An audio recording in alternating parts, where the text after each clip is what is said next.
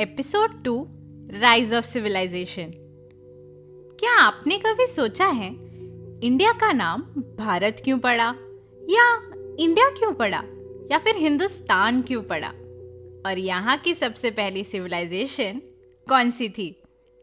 Hello and welcome to नमस्कार India, और मैं हूँ आपकी होस्ट आराधना। जो टर्म भारत है वो मोस्टली भारतवर्ष शब्द से आती है, जिसका रिलेशनशिप इक्ष्वाकु या सूर्यवंश के चक्रवर्ती राजा भरत से है। बाय द वे, भरत के पिता राजा ऋषभदेव थे, जो कि जैनिज्म के पहले तीर्थंकर हैं, बेस्ड ऑन जैन मिथोलॉजी।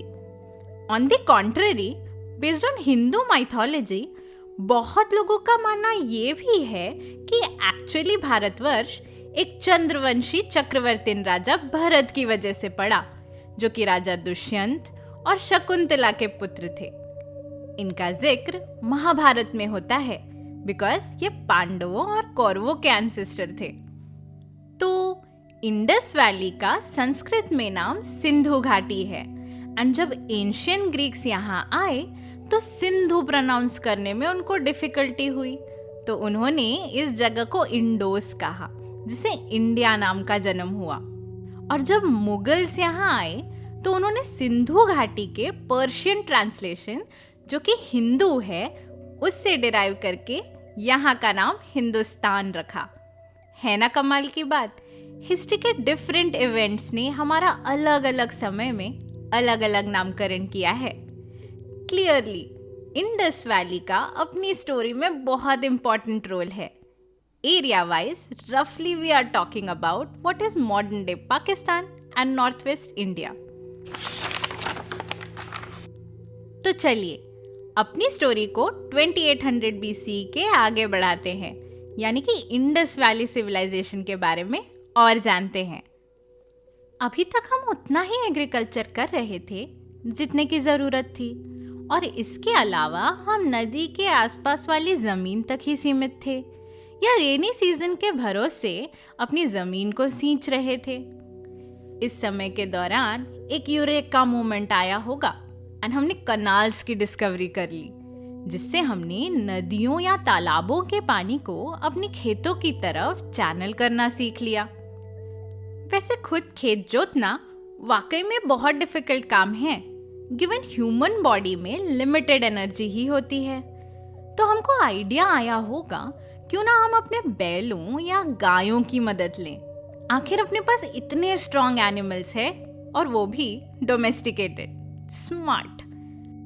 तो अब हमारा काम कम समय में एफिशिएंटली होने लगा, एंड हमको कुछ नया करने या सीखने का मौका मिला। एंड न्यू ऑक्यूपेशंस जैसे pottery, brick making, irrigation, tool making and all में हमने स्पेशलाइजेशन हासिल की। एंड अब हमारे पास सरप्लस है, तो हमने बार्टर या ट्रेडिंग भी करना शुरू कर दिया। इन एडवांसमेंट्स के बाद हम अब नदी के किनारे सीमित नहीं रहे, एंड ट्राइब्स ने दूर दूर तक ट्रैवल करना एंड बसना चालू कर दिया। अब इतने लोग एक जगह जब रहेंगे, तो जो सोशल इंटरैक्शंस होंगे, उसकी वजह से कुछ ना कुछ इंटरेस्टिंग तो होगा ही, क्यों, है ना? वैसे कभी झुंड में रहने वाले जानवरों को गौर से देखिएगा। उसमें जनरली एक लीडर होता है, एंड पूरा झुंड उसी को फॉलो करता है। एंड एनिमल्स के डोमेस्टिकेशन के लिए अपन ने यही ट्रिक यूज की थी। उस लीडर को हमने खुद से रिप्लेस कर दिया था। सो अब पूरा झुंड हमारे ऑर्डर्स पे चलने लगा। Now man is also a social animal, ये बात तो आपने सुनी ही होगी। तो लीडर वाला कॉन्सेप्ट हम पे भी डेफिनेटली अप्लाई होगा।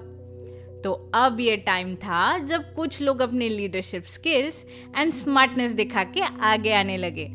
सो definitely some became leaders and some became followers. इस तरह सोसाइटी में थोड़ा स्ट्रक्चर आने लगा, एंड देन यहीं से लॉ एंड ऑर्डर को एस्टैब्लिश करने के लिए concept of king, priest, ministers, army and centralised administration came into being. अभी से पहले भी लोग काफी संख्या में साथ में रह रहे थे, लेकिन इसी टाइम को ऑनसेट ऑफ सिविलाइजेशन क्यों कहा गया? क्योंकि सिविलाइजेशन का मतलब होता है एक ऐसा कॉम्प्लेक्स सोशल सिस्टम जहां law and order, social hierarchy, urbanisation, trade, art and literature और करेंसी के साथ साथ डिमार्केशन ऑफ डोमिनेशन भी हो। अपने इंडस वैली सिविलाइजेशन में ऐसे ही कुछ पावर हब्स हुए, जैसे कि हड़प्पा, मोहनजोदाड़ो, मेहरगढ़, लोथाल, कालीबंगाल एंड धोलावीरा।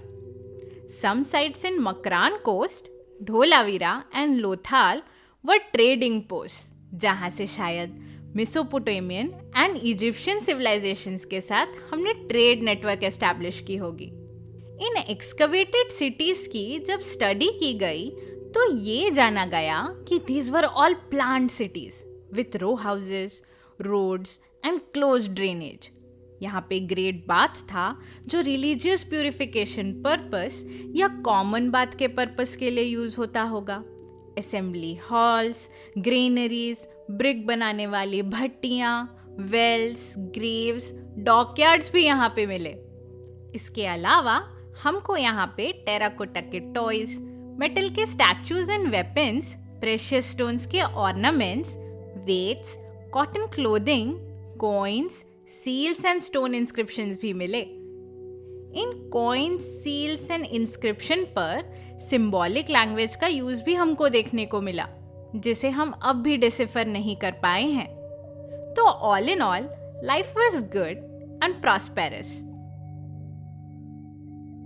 इस दौरान अगर रिलीजन की बात की जाए तो मदर गॉडेस यानी फीमेल फिगर की पूजा का कॉन्सेप्ट देखने को मिलेगा।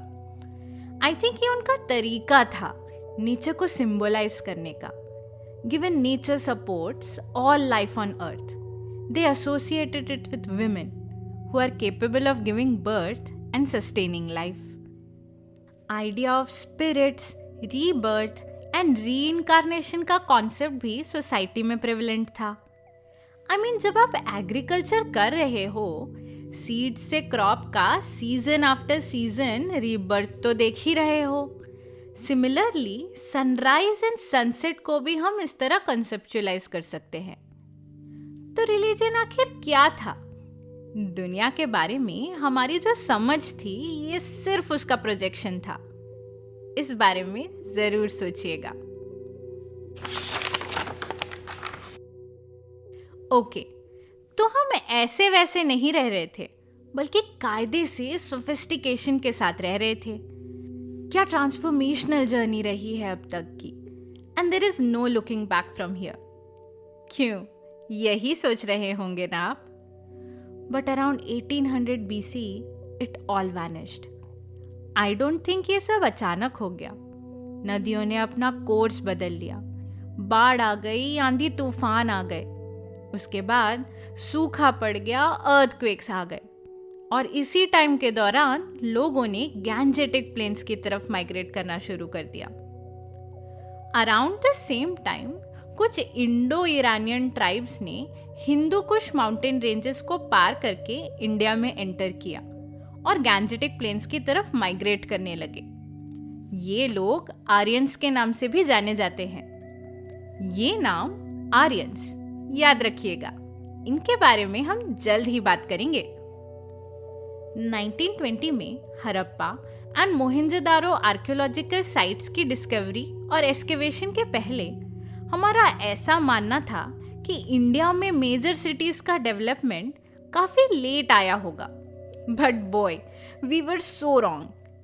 सो sometimes sands of time hide the truth beneath it, but sooner or later we excavate it, discover it back again. So history is never actually lost forever. अगले episode में मैं आपको Aryans, उनके आर्यवर्त और उनके रिलीजन की कहानी सुनाऊंगी। Stay tuned and hit that subscribe button so that you don't miss on any updates. Thanks for listening and this is your host Aradhna signing off until next time. अगर आपको ये episode पसंद आया हो तो अपने फ्रेंड्स एंड फैमिली के साथ जरूर शेयर कीजिएगा and don't forget to follow Namaskar India on social media for latest updates.